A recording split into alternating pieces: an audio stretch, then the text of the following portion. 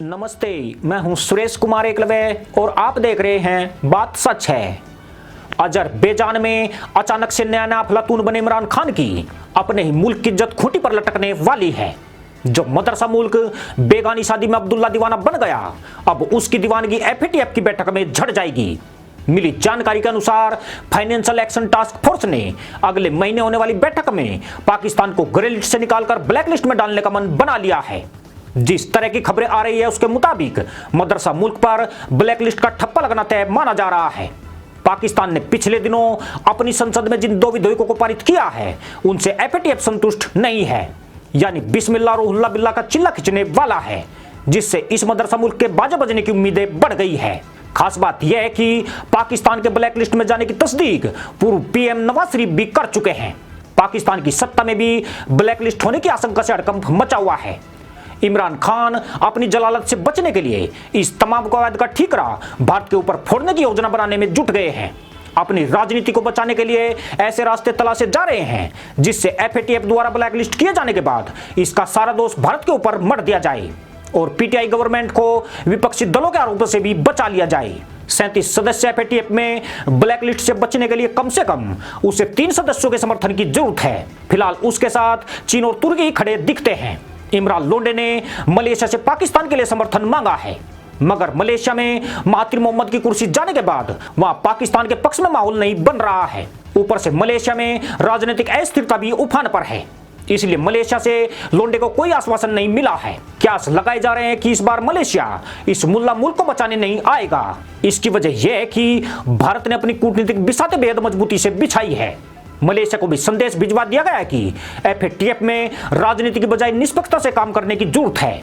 इससे एफएटीएफ की विश्वसनीयता भी बनी रहेगी और दुनिया में गलत संकेत भी नहीं जाएंगे। संभवतः इस कूटनीतिक बयान का इससे मलेशिया को भली भांति समझ में आ गया है।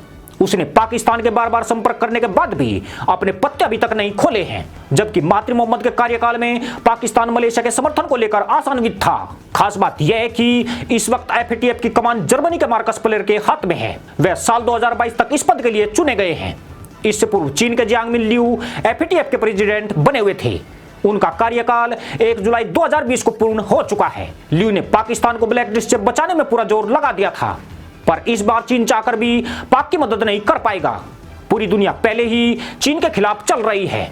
एफएटीएफ के सदस्य देशों में ज्यादातर देश कोरोना वायरस की वजह से चीन से दूरी बना चुके हैं। ऐसे में पाकिस्तान के सामने मुश्किलें ही मुश्किलें खड़ी है। पाकिस्तान को जर्मनी से बिल्कुल भी रहम की उम्मीद नहीं है। जर्मनी पहले ही इस आतंकी मुल्क से खार खाए बैठा है। मई 2017 में काबुल में जर्मनी दूतावास के नजदीक हुए ट्रक बम हमले में 200 की पहचान करने में पाक सरकार नाकाम रही थी। जर्मनी तभी से पाकिस्तान पर बुरी तरह से तमतमाया हुआ है। पाकिस्तान के लिए बड़ी समस्या यह है कि वह एफएटीएफ का सदस्य भी नहीं है, इसलिए एफएटीएफ की बैठकों में अपना पक्ष रखना सदैव मुश्किल भरा रहा है। केवल चीन या तुर्की ही पाकिस्तान को बचाने की कोशिश करते दिखे हैं, जबकि एफएटीएफ का सदस्य होने के चलते भारत ने पाकिस्तान की मजबूत घेराबंदी कर दी है। चौंकाने वाली बात यह है कि पाकिस्तान ने रूस से भी समर्थन की गुहार लगाई है, मगर रूस ने भी इस आतंकी मुल्ला मुल्क को ब्लैक लिस्ट से बचाने से इंकार कर दिया है। यानी पाकिस्तान के बचाव के रास्ते एक एक करके बंद होते जा रहे हैं और एक बड़ी मुसीबत की आहट उसे साफ साफ महसूस होने लगी है। पाकिस्तान अगले महीने होने वाली बैठक में एफएटीएफ द्वारा ब्लैक लिस्टेड किए जाने से बचने के तमाम हथकंडे अपना रहा है। इससे पहले फरवरी में हुई एफएटीएफ की बैठक में पाकिस्तान ने अतिरिक्त 4 महीने का समय लिया था। यह पाकिस्तान द्वारा ब्लैक लिस्ट से बचने का पहला और आखिरी हथकंडा था। इस बार एफएटीएफ पाकिस्तान के ऐसे किसी अनुरोध को स्वीकार नहीं करेगी। भारत ने उस वक्त भी पाकिस्तान के इस प्रयास का खुलकर विरोध किया था, मगर तब एफएटीएफ के प्रेसिडेंट चीन के जियांग मिन ल्यू ने पाकिस्तान को 4 महीने की मोहलत दे दी थी। इस बार जर्मनी एफएटीएफ का अध्यक्ष है। ऐसे में पाकिस्तान का यह पैंतरा इस बार नहीं चल पाएगा। आर्मेनिया और अजरबैजान की लड़ाई में जिस प्रकार पाकिस्तानी लड़ाकों की संलिप्तता उजागर हुई है, एफएटीएफ की बैठक में भारत उसे भी पाकिस्तान के खिलाफ इस्तेमाल करने वाला है। जिस तरह पाकिस्तानी खुफिया एजेंसी आईएसआई और सीरिया के हमजा ग्रुप के आतंकियों का गठजोड़ सामने आया है, भारत पूरी ताकत से उसे न सिर्फ एफएटीएफ बल्कि अंतर्राष्ट्रीय मंचों पर भी उठाएगा। दुनिया की शांति के लिए यह गठबंधन बहुत ही खतरनाक हो गया है। इससे यह भी साबित होता है कि पाकिस्तान के तार दुनिया के सभी आतंकी गुटों से जुड़े हुए हैं। पिछले दिनों फ्रांस में चार्ली हेब्दो पत्रिका के पुराने ऑफिस पर हुए हमले में एक पाकिस्तानी नागरिक पकड़ा गया है। यह आतंकी मुल्ला बाकायदा पाकिस्तानी एजेंटों के इशारे पर काम कर रहा था। इस हमले में पाकिस्तानी नागरिक के शामिल होने से यह भी साफ होता है कि यह आतंकी मुल्क दुनिया में आतंकवाद का पहले नंबर का एक्सपोर्टर है। बड़ी बात यह है कि फ्रांस भी पाकिस्तान को ब्लैकलिस्टेड कराने के लिए भारत के साथ अपनी पूरी ताकत लगा रहा है। इमरान खान सरकार FATF के 27 बिंदु में से अभी भी 13 बिंदु पर काम नहीं कर पाई है।